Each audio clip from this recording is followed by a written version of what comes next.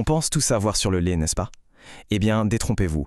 Cet aliment si courant est en réalité une anomalie biologique. C'est vrai?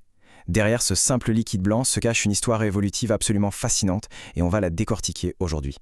Alors voilà le cœur du mystère. Comment ça se fait que certains humains adultes peuvent boire du lait sans problème, alors que pour la quasi-totalité des autres mammifères, c'est juste impossible? C'est une vraie bizarrerie de la nature, une anomalie évolutive. La réponse? Eh bien, elle est à la fois simple et incroyable.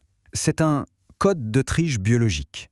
Imaginez ça, un raccourci, un hack que l'évolution a donné à une partie de nos ancêtres. Et ça a absolument tout changé. Bon, pour bien piger ce code de triche, il faut qu'on parle d'un concept super important, le spike évolutif. C'est un mot un peu imagé, mais il décrit parfaitement le phénomène. Alors, un spike évolutif, c'est quoi au juste? Imaginez la grande loterie de l'évolution. Et puis, de temps en temps, boum, on tire le gros lot. Le spike, c'est ça. C'est la mutation qui change complètement les règles du jeu, celle qui donne un avantage énorme, décisif à toute une population. Regardons les choses en face. Pour 99% des mammifères, la règle est simple. Une fois sevré, fini le lait. L'organisme ne peut plus digérer le lactose, point final. Et puis, il y a une partie de l'humanité, l'exception. Une mutation qui a complètement rebattu les cartes.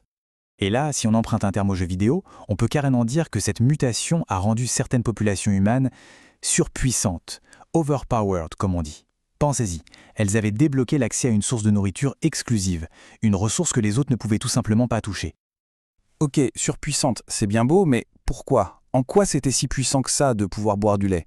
C'est là qu'on arrive à notre deuxième idée clé, voir le lait comme une sorte de fond d'urgence biologique. Un fond d'urgence, on sait ce que c'est. Eh bien, l'évolution a fait exactement pareil pour certaines populations. Ce n'était pas un petit bonus, c'était un véritable plan de sauvetage, un levier de survie activable quand tout le reste s'effondrait. Transportons-nous un instant au néolithique. L'agriculture, c'est tout nouveau, c'est fragile. Une mauvaise saison, et hop, les récoltes sont fichues. La famine guette. Et c'est là, dans ce contexte de crise absolue, que la capacité de boire du lait devient une question de vie ou de mort. C'était la dernière source de calories et d'hydratation quand il n'y avait, littéralement, plus rien d'autre.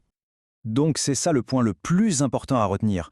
On doit complètement changer notre vision du lait à cette époque. Ce n'était pas un super aliment qu'on buvait tous les matins. Non, c'était bien plus que ça.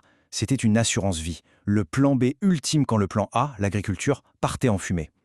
Allez, avance rapide jusqu'à aujourd'hui. On quitte le néolithique pour le monde moderne. Qu'est-ce qu'il est devenu ce fameux trait de survie, dans nos supermarchés bien remplis et nos frigos pleins à craquer? Parce que, soyons honnêtes, la famine n'est plus vraiment notre problème numéro 1.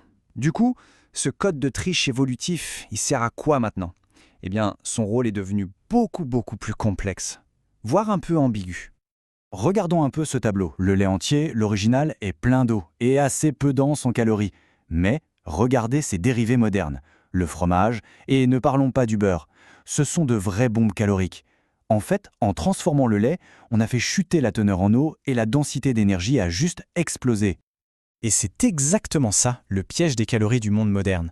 Ces aliments, qui à la base étaient géniaux pour stocker de l'énergie et passer l'hiver, deviennent un vrai problème dans un monde où on lutte plutôt contre le surpoids.